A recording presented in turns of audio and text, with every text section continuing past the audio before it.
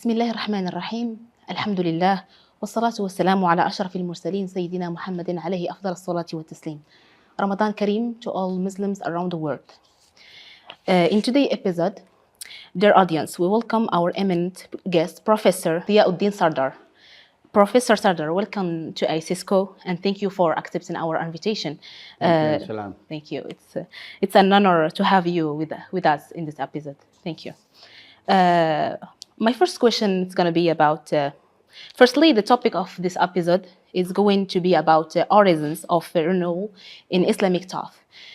Could you, Professor, explain to the audience this topic and how can we interpret the concept of renewal in Islamic thought? I think it's important to realize when we're talking about renewal, we are talking about Islamic thought. Yes. Right? So we're not talking about renewing, say, the acts of ibadah. We know how to perform the Hajj, we know how to perform the Salah, we know the significance of Ramadan. So we are not talking about changing what is immutable and absolute in Islam, the notion. But we are talking about how do we engage with the world in Islamic ethical terms, right? Okay. So how do we, for example, deal with climate change, which is going to have major impact on our societies from an Islamic perspective.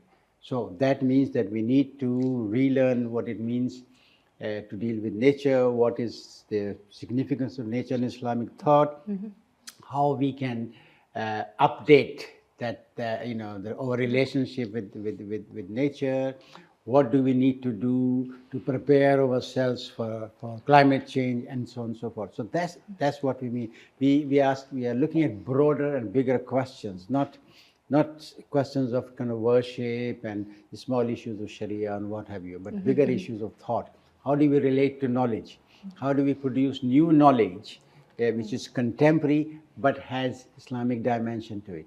Yes. Okay, that's amazing. Professor, what is the need for Islamic renewal, considering that the issues of our time are different from this in the early Islamic period? Yeah, that's the very reason why we need renewal in Islamic thought. Because what we do, we are looking at contemporary issues which are very different from the issues of the past, but using the ideas and notions of the past. Okay. That's why they're out of sync. They are not gelling together in that sense. So you take the issue of, say, for example, bioengineering, right? Okay. People introducing IVF for fertility treatment, or people using CRISPR, which is a way of editing DNA to enhance the fetus, right, or improve the IQ, and so on and so forth. Now, these things have never occurred in our history. Yeah? Yes. So we need a new way of thinking. We need a new kind of ethics. But the ethics must have roots in our basic fundamental sources, which, as we all know, is Quran and Sunnah. Yes, in that exactly. sense. Yeah. Right. So, I mean, essentially, when we are talking about Ramadan, we are talking about a month of prayer, fasting, but also very, very important, a month of reflection, right? And reflection have to be on contemporary issues and how we deal with the contemporary issues in ethical way, right? Yes. So I think Ramadan is a month where we really have to think, about the world around us. What is going wrong with the world around us? What are the problems? Why are we not addressing them, right? Why our city is in a mess?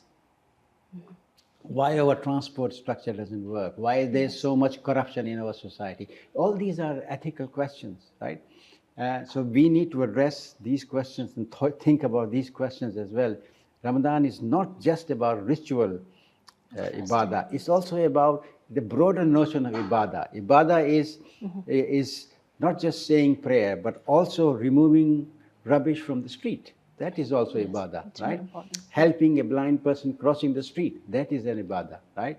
Improving your community, that is ibadah. So you need to think of these things as well during Ramadan.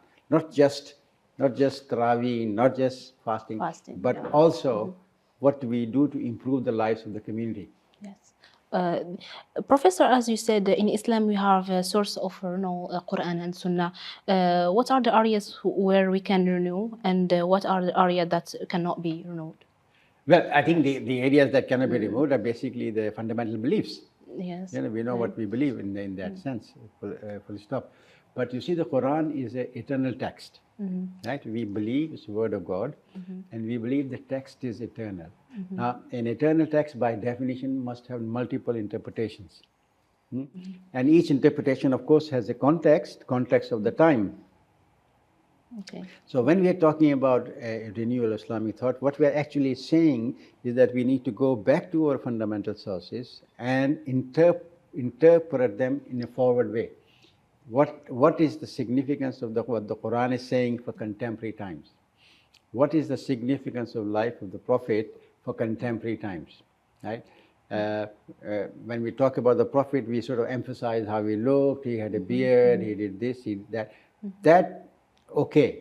But what is much more important is how he lived and what we can do in terms of what he lived, how he lived in over time. How can we take the lessons from how he lived for contemporary times? So, for example, one of the biggest examples in the Prophet's life is the conquest of Mecca.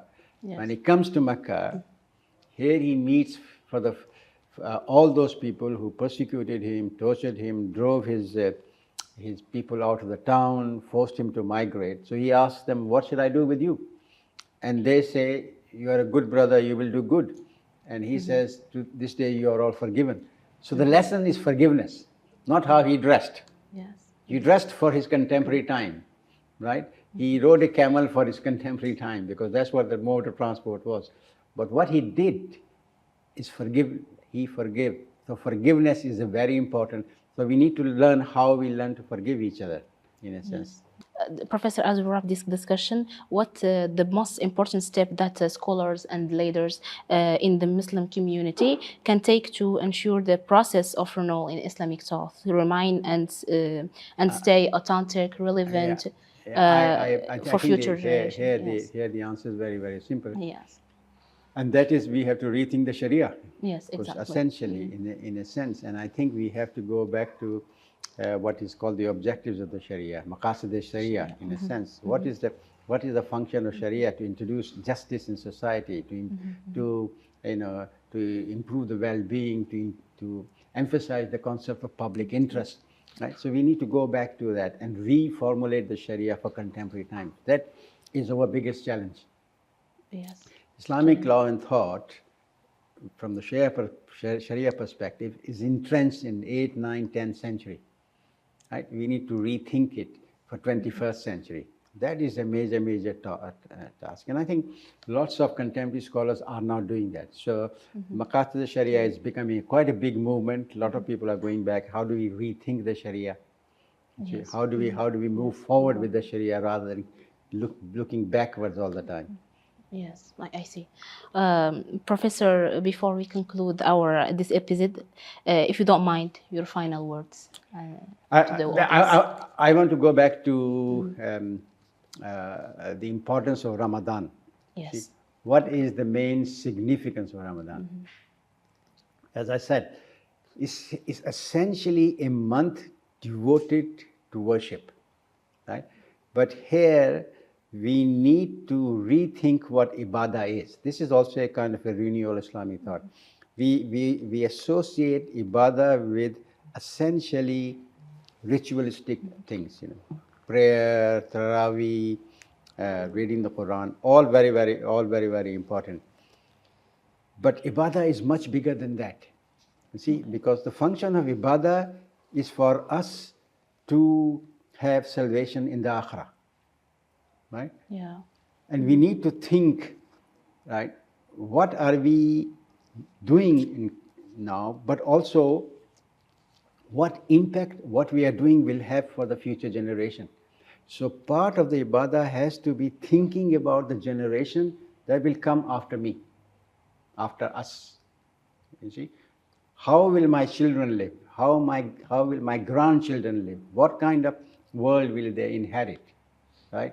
Will they be able to perform the kind of duties, Islamic duties that we perform today easily? What problems will they face, right? So all that is part of ibadah. So I will urge, Muslims everywhere during Ramadan to also devote some time to thinking and reflecting about the state of the world, what they can do to improve the state of the world, and thinking about the future generations and what are they likely to leave for the future generation, for their grandchildren, for their great-grandchildren. Yes, thank you, Professor Sardar. It's a small conversation with a very big affirmation, and especially thank to our audience and the listener online for watching this episode. Ramadan Kareem.